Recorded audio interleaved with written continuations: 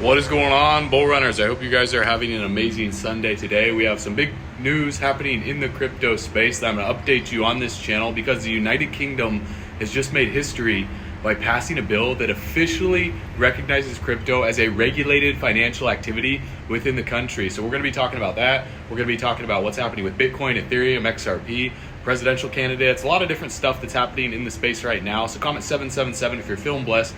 Comment 777 if you're feeling bullish. And if you're going to become the first millionaire in your family tree, you know what to do. Confirm it in the comments below and also by tapping that subscribe button. With the Financial Services and Markets Act of 2023 receiving royal assent, cryptocurrencies are entering a new era of transparency and security, especially overseas. Now, the United States is obviously stifling innovation with the SEC, but this bill is empowering regulators with the authority to govern cryptocurrencies and stablecoins, bringing a much needed oversight and control to the digital asset industry that is going to be favorable for institutional investors to dive in. So this is bullish news because it marks a massive turning point, ensuring clear rules and regulations that protect businesses and consumers alike, because a lot of institutions are holding back from diving in because they're worried about what's going to happen with the money from all their clients that they're bringing on board, their hedge funds and all that stuff. And I know that might seem like it's BS, but listen to this, because the Financial Services and Markets Act is now officially in act,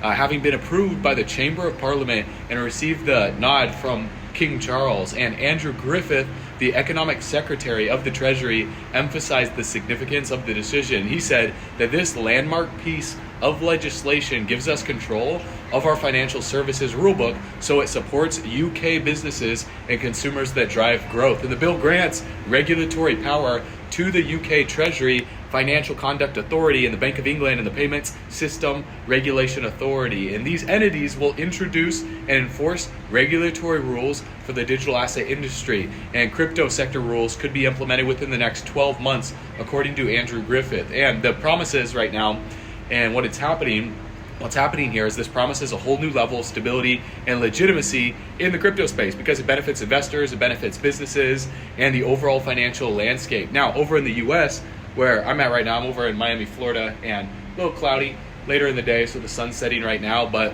our president, who's the best president anyone's ever seen, Joe Biden, as part of his upcoming campaign, he says we're going to make it fair by eliminating loopholes for crypto traders and hedge fund managers. So they're going to tax people more, and they're going to take more money from you, and they're going to give it to the pockets of who?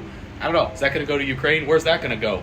It sounds awesome, right? Sounds pretty amazing. So he previously expressed his intention to close these crypto loopholes back in May, tweeting from his official Twitter account that Congress should take action. So now we're in a world where presidents are now sending tweets to make updates. And so the specific loophole in question likely refers to the ability of traders to sell and repurchase crypto within short periods of time, avoiding higher tax rates because you have the short-term capital gains tax, long-term capital gains tax. So within a short term, if you're at a loss and you sell it and then you buy it back, well, you can write down that loss. So that actually does make sense. I'm very unbiased when I look at what a president says.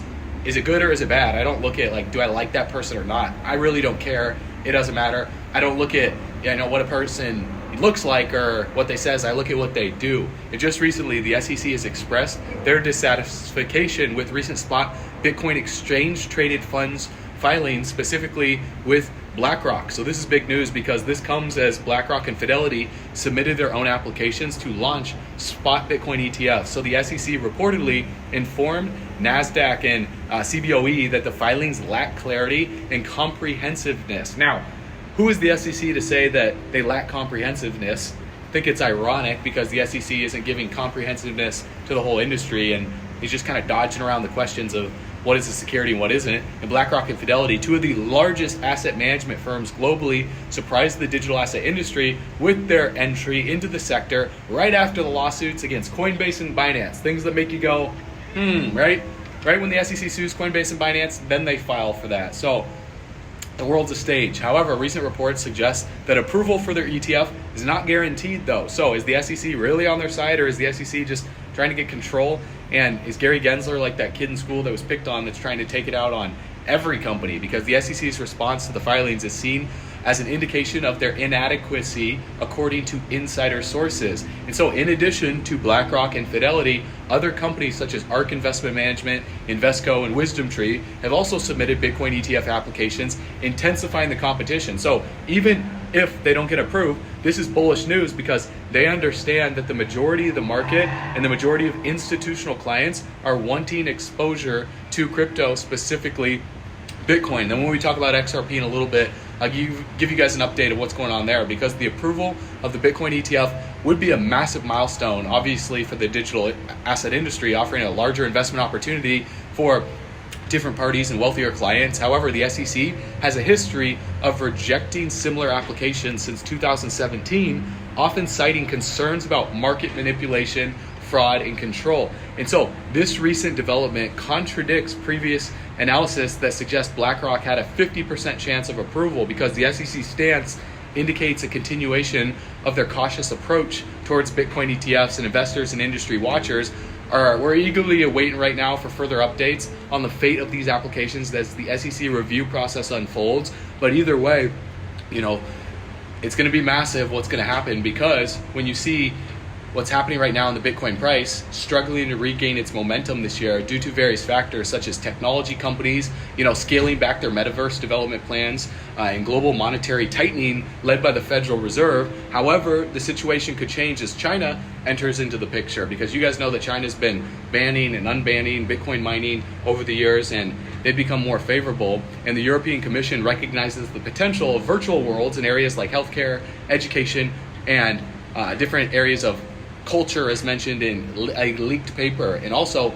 acknowledging the need for new forms of global governance, including crypto-based decentralized autonomous organizations and DAOs. And when the paper is published, the EU is expected to call for international engagement on topics such as technological standards, identity management, censorship, surveillance, and ensure the future interest aligns with EU values and rules. And so they're taking it serious. And in 2024, coming up next year, the European Commission plans to establish regulatory sandboxes for testing projects. And they're also concerned about the risk of, dominant companies acting as gatekeepers to stifling competition from smaller players. And so when you look at a company like, BlackRock or Fidelity, or these companies that are giants that control trillions of dollars in assets under management, would that stifle smaller players? Would that push them out of the market? Because they could consider, certain types of Bitcoin dirty Bitcoin, and the Bitcoin underneath their ETF clean Bitcoin, similar to when you see the gold ETF that caused the spike in price of gold.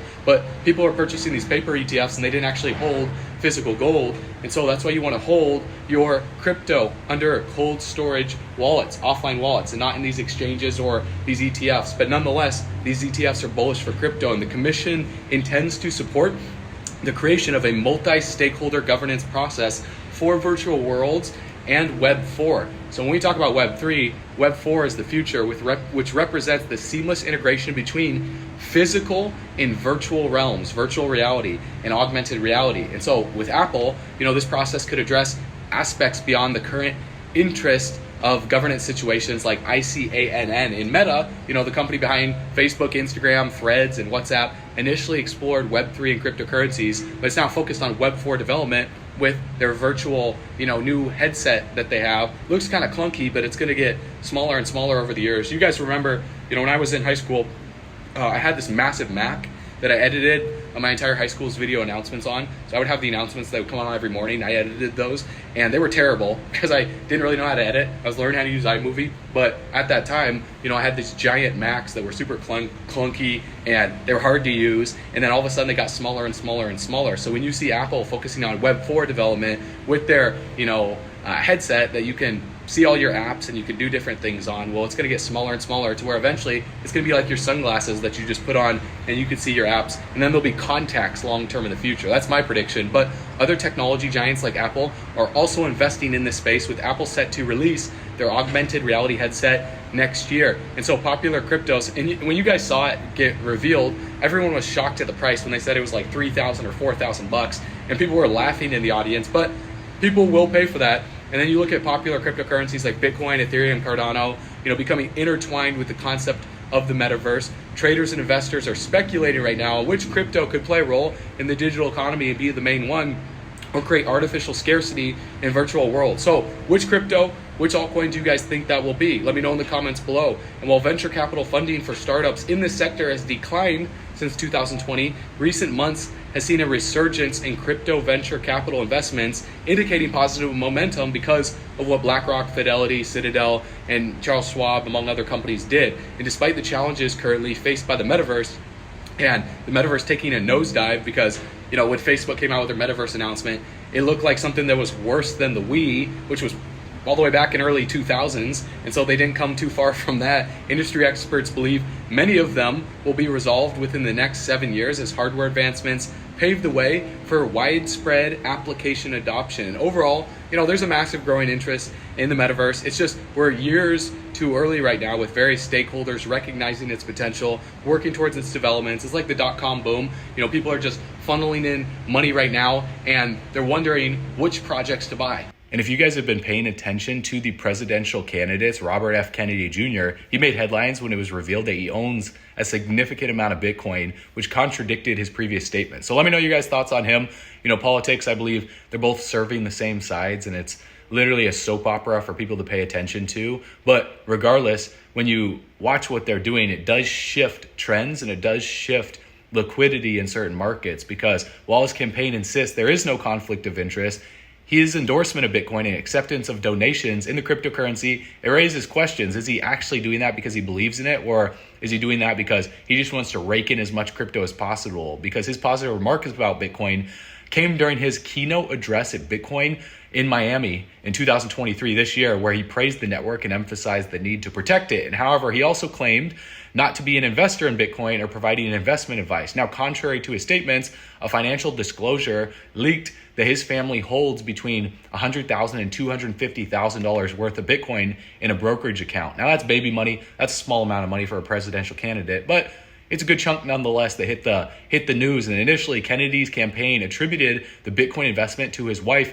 Cheryl Hines, known for her work on the television show called Curb Your Enthusiasm. Yeah, curb your enthusiasm. You're too enthusiastic. You need to be more pessimistic. However, they later admitted that the mistake and confirmed that the investment belonged to Kennedy himself. So Kennedy's campaign manager asserts that the investment was made after his positive remarks in Miami, downplaying any conflict of interest because it was done after the fact. And his support for Bitcoin sets him apart from other Democratic candidates, while Republican hopefuls like Florida Governor Ron DeSantis and, Vivek Ramaswamy, how do you say that name? Ramaswamy also seek to appeal to the Bitcoin vote. And despite fewer public comments, on Bitcoin since the Miami conference, Kennedy continues to express support for the cryptocurrency on his Twitter account. And so people are tweeting back and forth. You guys see what's happening with Elon Musk and Mark Zuckerberg tweeting back and forth with their fight. I mean, Elon Musk supports Dogecoin, but who's going to win that fight? Who are you guys supporting? You supporting Lizard Boy, or are you supporting Martian Man? Okay. He also sees Bitcoin as a safeguard against totalitarianism, manipulation of money supply, and a pathway to more transparency and democratic government institutions. Now, I can't disagree with the guy. I agree with him there. Kennedy's advocate for Bitcoin has garnered support from the prominent members of the crypto community, including Block CEO Jack Dorsey, who believes Kennedy has the potential to defeat DeSantis or even Donald Trump. Now, who do you guys want to win? Who are you guys voting for?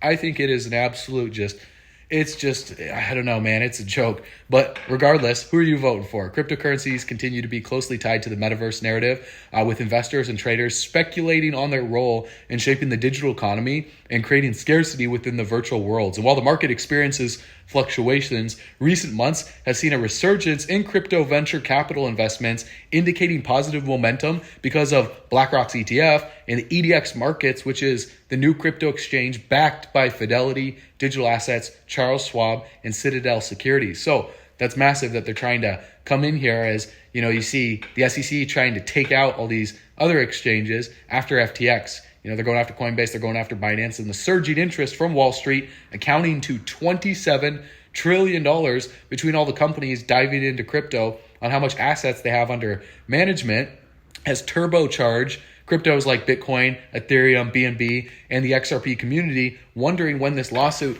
is going to come to a close. And so the Bitcoin price has doubled since the beginning of 2023. I bought back into Bitcoin at about $16,000, and I've just been holding since then. And I do think Bitcoin is going to take a correction here soon, but I believe Bitcoin is going to surge this year or next year. And then when the Fed pivots, that's when a massive crash is going to take place before the halving. And then Bitcoin's going to really skyrocket past its all-time high. Now, I could be wrong there, but this potential market shift due to China that's taking place has contributed to an additional $300 billion to the overall crypto market. Amidst the backdrop, the CEO of Binance, happening in the backdrop, he shared his 2025 crypto bull run price prediction, dismissing concerns about the competition from Wall Street. Because as Wall Street dives in, and as these old school dinosaur type hedge funds and these companies that manage massive amounts of money. Well, with his prediction based around the Bitcoin halving,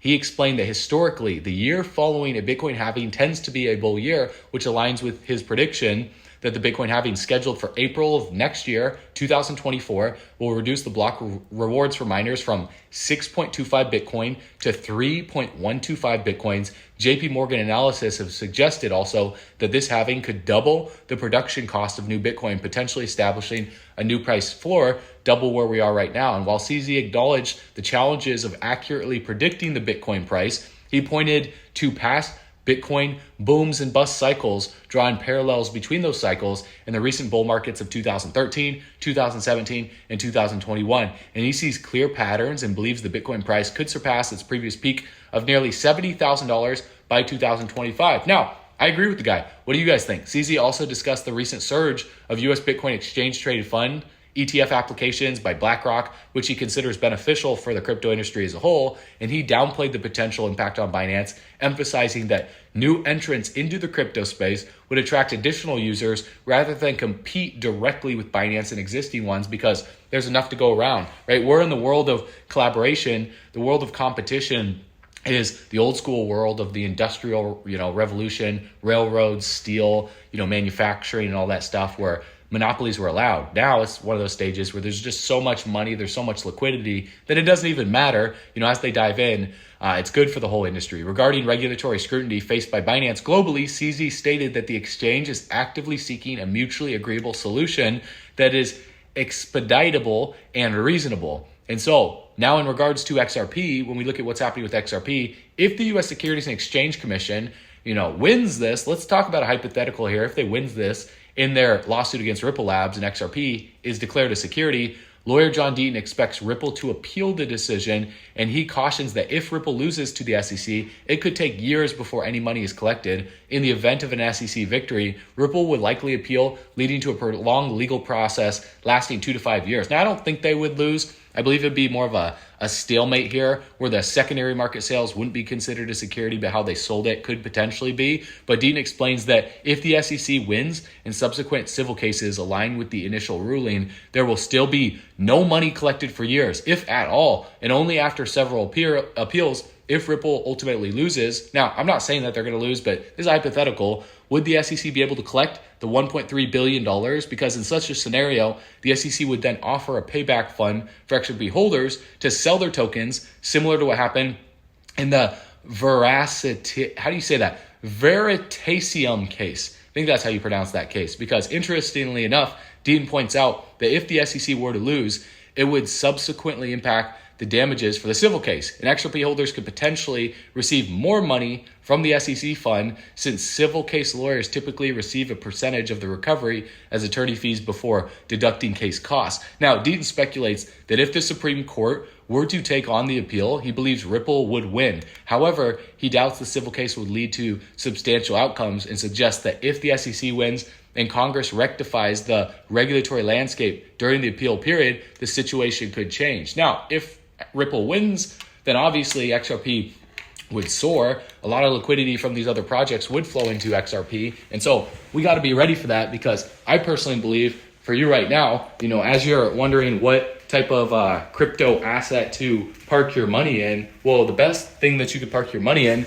is you developing skills that are going to help you live the lifestyle of your dreams. Because when we talk about, traveling the world with crypto and with the funds that you make from trading, or the funds that you make from building a business, my number one recommendation, if you go to bullrunners.com, guys, this has absolutely helped me change my life. When I developed the skills to understand marketing, when I understood the skills to understand lead generation, passive income, search engine optimization, and then that allowed me to be able to park my income into Bitcoin, into Ethereum, into XRP, and not have to worry about short-term price fluctuation and volatility and all that stuff. And I could be a holder for the long term, because there's a key saying here, and that's time in the markets beats timing the markets. If you can have more time in the markets long term, then you don't have to worry about when to sell and when to buy as much, and you can be focused on holding over the course of 5 years, 10 years. And then if you want to sell any of your portfolio, again, don't sell anything we talk about, but